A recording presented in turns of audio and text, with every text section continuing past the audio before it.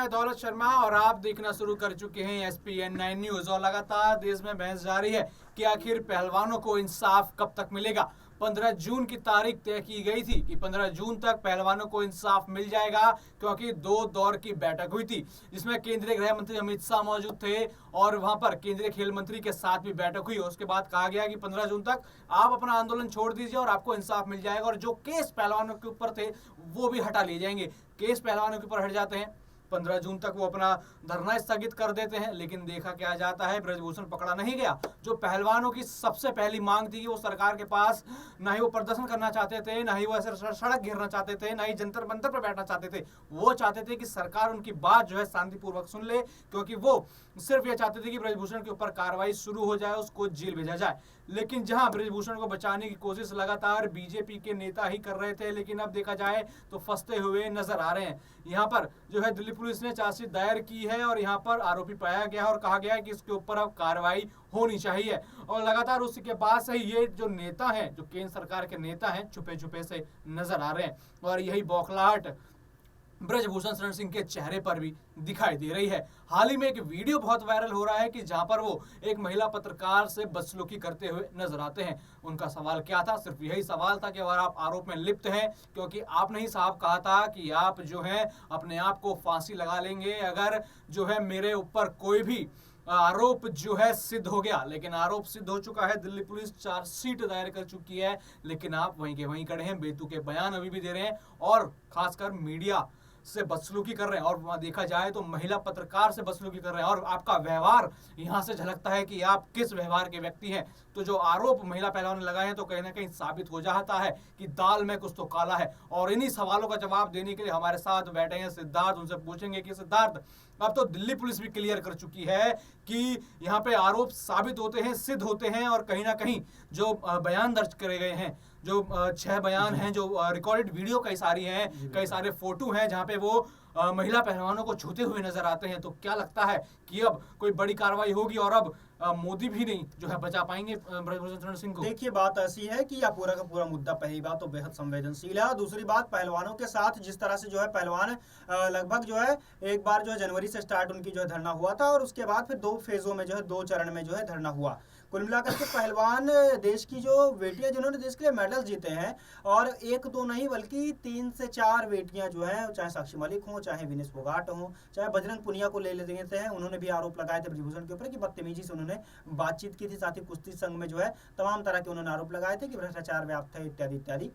तो इन सभी बातों के साथ जो आपने देखा कि यौन शोषण का आरोप सबसे बड़ा था। यौन शोषण के लिए जिस तरह से बातें हुई, जिस तरह से ब्रजभूषण के बयान आए, जिस तरह से अभी हाल ही में आपने देखा कि जब मुझसे महिला पत्रकार ने पूछा कि क्या आप इस्तीफा देंगे, आपके ऊपर जो है वो कोर्ट भी कह रहा है कि ब्रजभूषण को जो है इस मामले में पहले अपने पद से हट जाना चाहिए। इतने बुरी तरह से बिफर गए ब्रजभूषण सिंह कि महिला पत्रकार को जो है उन्होंने डांट दिया, और डांटने के बाद जब उनसे सवाल पूछने के लिए वो आगे बढ़ी तो उनके जो है उसको अपने गाड़ी के शीशों को इस तरह से उन्हें बंद किया कि उसके जो है रिपोर्टिंग जो है उसके माइक हाथ से छूट गए, उसे जो है चोट भी लगी। तो कुल मिलाकर के आप देख सकते हैं कि महिला पत्रकार के साथ में इस तरह से व्यवहार करना, वो भी ऑन द कैमरा, कांग्रेस के द्वारा, अन्य पार्टियों के द्वारा इस बात को लेकर के बहुत ही सख्त जो है वो बयान दिया गया है कि आखिरकार आप कैसे कर सकते हैं। आप एक लोकसभा के सांसद हैं, आप जो है एक सांसद की गरिमा जो है आपने रखी नहीं, आपने पत्रकार को इस तरह से डांट दिया। इसके साथ ही जो है महिला पत्रकार के साथ आपने इस तरह से व्यवहार किया।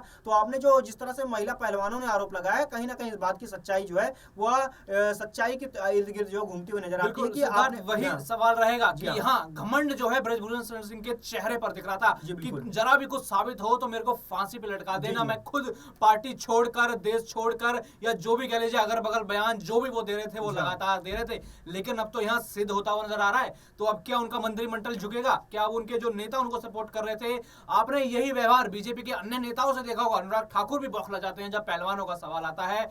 यहाँ पर मीनाक्षी लेखी बौखला जाती है जब पहलवानों का सवाल आता है। गाड़ी तक ऐसी मैराथन की दौड़ लगाती है कि मानो कोई एथलीट हो। तो क्या देखा जा सकता है जो बौखलाहट बाहर आ रही है, कहीं ना कहीं बीजेपी जो अपने नेता को बचा रही थी, अब घमंड यहाँ पर टूटता हुआ नजर आ रहा है। देखिए, इस पूरे मामले पर मैं इतना कह सकता हूँ कि देखिए इस बारे में जो है अगर शुरुआत में देखें तो आपने जब दिल्ली पुलिस के ऊपर जो है जब जांच की, अभी भी देखिए दिल्ली पुलिस मामले की पूरी जांच कर रही है, जैसे कि साफ है। और सीधे तौर पर जब दिल्ली पुलिस ने शुरुआत में इस पूरे मामले के ऊपर जब जांच कर रही थी तो पहलवानों की तरफ से भी कई बार कहा गया था कि दिल्ली पुलिस के ऊपर मुझे भरोसा नहीं, क्योंकि सीधे सेंट्रल गवर्नमेंट के अंदर आती है, अमित शाह के अंतर्गत आती है, क्योंकि केंद्रीय गृह मंत्री है वो, और दिल्ली पुलिस के ऊपर सीधे तौर पर जो केंद्र सरकार का जो अधिकार आता है। तो अभी भी जो है पहलवानों ने जिस तरह से आरोप दिया था, और अब दिल्ली पुलिस जो है जब ब्रिजभूषण सिंह के ऊपर कार्रवाई कर रही है, उन्हें फंदे में जो फंसते हुए नजर आ रहे हैं ब्रिजभूषण सिंह, तो इस पूरे मामले पर जो है कोई विपक्षी पार्टी क्यों नहीं कहता है कि फिलहाल जो है दिल्ली पुलिस जो है वो केंद्र सरकार इसके ऊपर जो है एक पक्षीय रूप से जो है दबाव नहीं बना रहा। कुल मिलाकर के बात ऐसी है कि यह मामला जो है देखने में अब लग रहा है कि निष्पक्ष रूप से जांच इसके आगे लगातार बढ़ रही है, और इस पर अगर ब्रिजभूषण सिंह फंसते हुए नजर आते हैं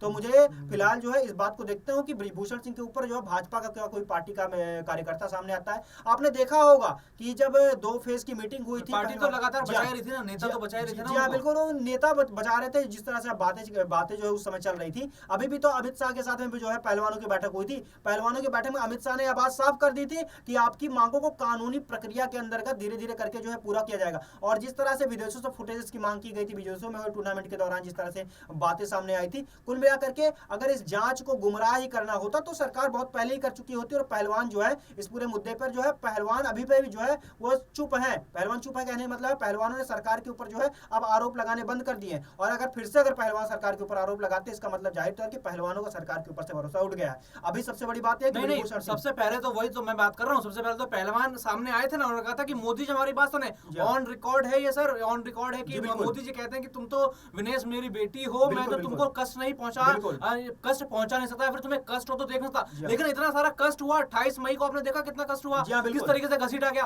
फिर उनकी बेटी, उन बेटी का बाप वो कहाँ थे मोदी जी? जी बिल्कुल, लेकिन मोदी जी ने उनसे बात नहीं की, यह बात एक अलग बात है। लेकिन उसके साथ ही भरोसा तो उनको उन पर ही था ना। लेकिन गृह मंत्री के साथ उनकी बातचीत हुई, और गृह मंत्री के साथ बातचीत जो भी हुई, जाहिर तौर पर अमित शाह को जो है सीधे तौर पर प्रधानमंत्री मोदी का सबसे करीबी व्यक्ति माना जाता है। और अगर गृह मंत्री ने इस बारे में पूरी बातचीत की है तो जाहिर तौर पर इसका मतलब साफ है कि प्रधानमंत्री ने भी इस मुद्दे के ऊपर जो है उनको पूरी तरह से जानकारी है। और मैं बीजेपी को डिफेंड नहीं करता हूं, मैं मानता हूं कि यह मुद्दा आज से बहुत पहले ही समाप्त हो जाना चाहिए था। मैं बीजेपी को समर्थक जो है इस बात को लेकर के नहीं कह रहा हूं कि मैं बीजेपी का समर्थन कर रहा हूं, मैं बीजेपी को कटघरे में इस बात को लेकर खड़ा कर रहा हूं कि बीजेपी ने इस बात को जो है बहुत लंबे समय तक क्यों खींचा। जाहिर तौर पर बीजेपी की मैं सबसे बड़ा समझता हूं कि मैं बीजेपी ने खुद के लिए जो है पांव पे कुल्हाड़ी मारी है, क्योंकि अगर बीजेपी ने इस पूरे मुद्दे को जो है समय रहते अगर जो है वो समाप्त कर दिया होता। यही उठ रहा था कि वोट बैंक बचाने के लिए, कि ऐसा क्या वोट बैंक हो गया जो ब्रजभूषण वोट बैंक बचा लेंगे, कि उनको बचाया जा रहा था। ऐसा क्या वोट बैंक उनके अंदर छुपा था कि महिलाओं की उनको बात नहीं सुनाई दी, उनको जो खेल खेलते हैं खिलाड़ियों की बात नहीं सुनाई दी? ऐसा क्या बड़ा वोट बैंक था वहां पर? देखिए,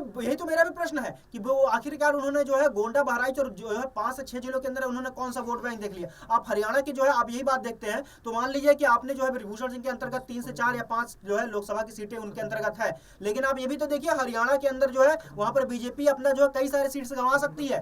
अब इस पूरे मामले पर यही देखने को मिल रहा है कि आने वाले समय में भाजपा की साख क्या हरियाणा में गिर जाएगी, खत्म हो जाएगी, या फिर जो है ब्रिजभूषण बचा लेंगे बीजेपी को। फिलहाल के लिए इतना ही। लगातार यहाँ पर जो है देखा जा रहा है कि यहाँ पर अब बीजेपी की बोलती बंद हो गई है। ये नेता लगातार कह रहे थे कि पहलवान तो कांग्रेस के एजेंट हैं, ये पहलवान तो बस सीधा मोदी विरोध करने पर उतर गए। लेकिन दिल्ली पुलिस ने क्लियर कर दिया है कि यहाँ पर घमंड आपके नेता के ऊपर चढ़ा हुआ था, और वो घमंड टूटेगा और दिल्ली पुलिस की कार्रवाई जरूर यहाँ पे जो बड़ी कार्रवाई देखी जाएगी। और ब्रजभूषण सिंह देखा जा सकता है कि सलाखों के पीछे होंगे, जिसकी मांग लगातार पहलवान कर रहे थे। और भी हम ऐसी अपडेट आपके पास लेकर आते रहेंगे। देखते रहिए SPN9 न्यूज। धन्यवाद।